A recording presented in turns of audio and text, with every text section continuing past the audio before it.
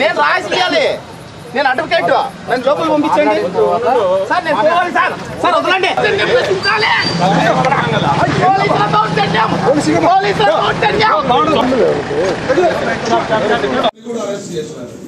అయినా కూడా నేను దాని గురించి ఏం మాట్లాడలే.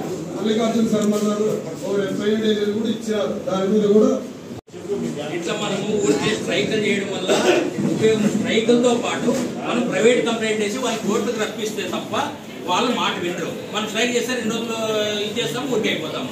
ప్రైవేట్ కంప్లైంట్ మనం చట్టం తెలిసి ప్రైవేట్ కంప్లైంట్ చేయకపోతే మనం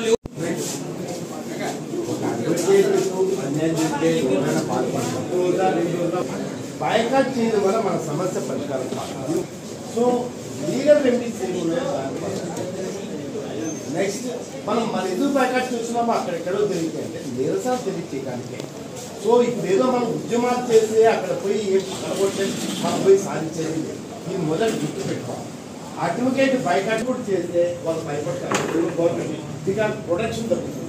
మనం చేసే కేసులు పెట్టుకుంటారు, పడితే పడినట్టు. అందుకని స్టేట్ కొంచెం నష్టం లేదు.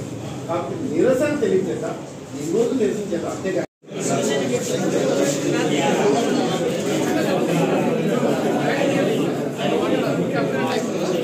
ఈడ్చి కొడితే మీడియా హైలైట్ చేయలేదు, ఎందుకు చేయలేదు చెప్పండి సార్.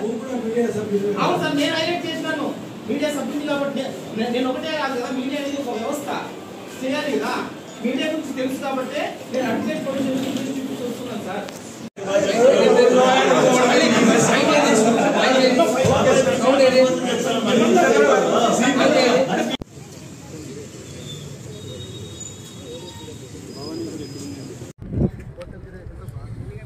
నేను ఈ నెల 29వ తేదీన కొంతమంది, అంటే మా స్వగ్రామము చెన్నంపల్లి గ్రామం ఎస్సీ కాలనీలో ఒక గొడవ జరిగింది. పోలీసులు వచ్చి బుక్రా సముద్రం మండలం చెన్నంపల్లి గ్రామంలో పోలీసులు వచ్చి ఎస్సీ కాలనీలో ఇంట్లో ఉన్న వ్యక్తులను బయటికి లాక్కొచ్చి కొట్టారని చెప్పి కొంతమంది నాకు కంప్లైంట్ కూడా చేయడం జరిగింది.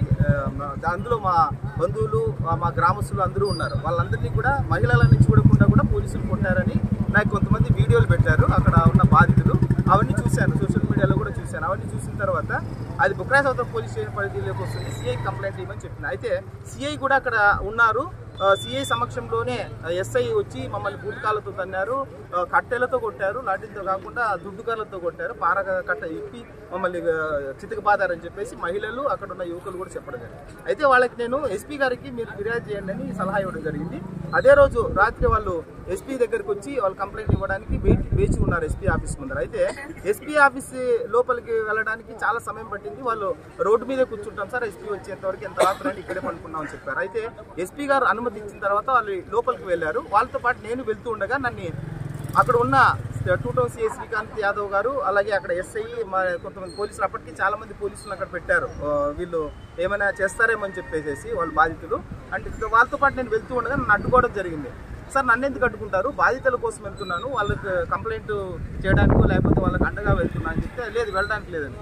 సార్ నేను అడ్వకేట్ని, ఒక నేరస్తుని కాదు, లేకపోతే గలాటలు సృష్టించే వ్యక్తిని కూడా కాదు, నా పైన ఎలాంటి క్రిమినల్ బ్యాక్గ్రౌండ్ కూడా లేదు అని ఎంత చెప్పినాను, ఆయనతో వాదించినాను. అరే మాతోనే వాదిస్తావు పోలీసు సార్, నేను అడ్వకేట్ సార్, అడ్వకేట్ అంటే లెక్కలేదని కూడా నేను ప్రశ్నించినాను వాళ్ళే. అయితే అడ్వకేట్ అయితే ఏమని చెప్పేసి దాన్ని ఎత్తనరా అని చెప్పేసి నేను ఫిల్తీ లాంగ్వేజ్ యూజ్ చేస్తూ మొత్తం వాడు, అంటే ఒక క్రిమినల్ని ఎట్లా పారిపోతున్న క్రిమినల్ని ఎలా పట్టుకొచ్చి వెహికల్లో ఎక్కిస్తారో అలా బలవంతంగా నన్ను ఈడ్చుకుంటూ వెళ్ళి నన్ను జీప్లో కుక్కి లోపలికి, ఎంత ఇదంటే నాకు మొత్తం 2 రోజులు జ్వరం వచ్చింది ఆ బాడీ పెయిన్స్తోను దాంతోను.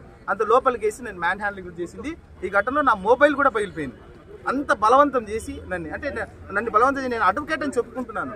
నేను ఉన్నత విద్య చదువుకొని గౌరవంగా సమాజంలో బ్రతుకుతున్న వాడిని నేను. అంటే నా ప్రతిష్టకు భంగం కలిగే విధంగా, నా గౌరవానికి భంగం కలిగే విధంగా కూడా పోలీసులు ప్రవర్తించిన తీరు నాకు చాలా బాధ కలిగిస్తుంది. ఇది ఎందుకంటే ఒక న్యాయవాదిగా నేను ఎట్లా ఇది చేసుకోవాలి, నేను న్యాయవాదిని చెప్తున్నా కూడా పోలీసులు నా పైన ఈ విధంగా దాడి చేయడము, అలాగే ఒక నేరస్తులాగా నన్ను తీసుకెళ్లి స్టేషన్కి తీసుకెళ్లడం, వ్యాన్లో కుక్కి ఎంతవరకు సమంజసమని నేను ప్రశ్నిస్తున్నాను. దీనిపైన నేను పై అధికారులకు కానీ లేకపోతే నేను హోమ్ మినిస్టర్ కూడా నేను ఫిర్యాదు చేయదలుచుకున్నాను. అందుకోసమనే ఈరోజు మా బార్ అసోసియేషన్కి నేను నా సమస్యను చెప్పుకుంటే, ఈరోజు బార్ అసోసియేషన్ తరఫున కూడా అందరూ 2 రోజుల పాటు అనంతపురం కోర్టును బహిష్కరణ కూడా చేద్దామని చెప్పి అందరూ అందరూ ఈ 2 రోజుల పాటు కోర్టును బహిష్కరిస్తున్నారు. కాబట్టి పోలీసులు న్యాయవాదుల పట్ల గౌరవంగా వ్యవహరించాలని కోరుతున్నాం. మాట్లాడు జూనియర్